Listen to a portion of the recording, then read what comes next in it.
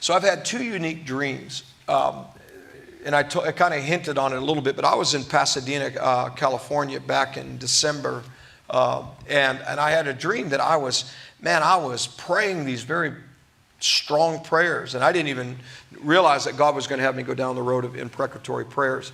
And I was decreeing things out of my mouth, and I felt somebody was mocking me. And I thought, devil, what are you doing? And I turned around, and it was Obama. And he was in a weird, contorted position behind me, mocking me.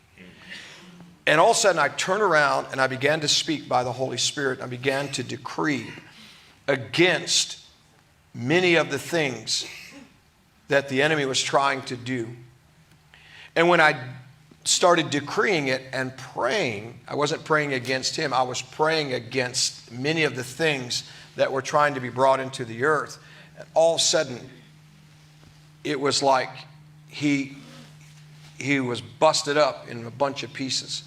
And God said to me, he said, you need to teach the church how to pray. And he said, what you see, their agendas are falling apart and will fail.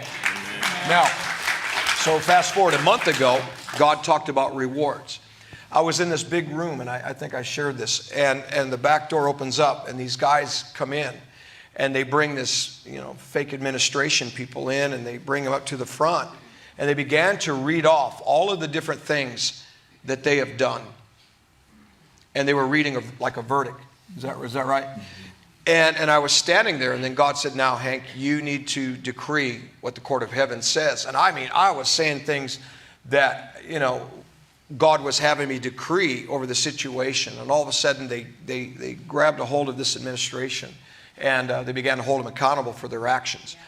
And we'll just leave it at that. But a man walked up to me, and he said to me from the side, he said, come now, you have an appointment with the king. And I said, you mean Jesus? He said, yes. He's waiting for you in a side room, you and Brenda.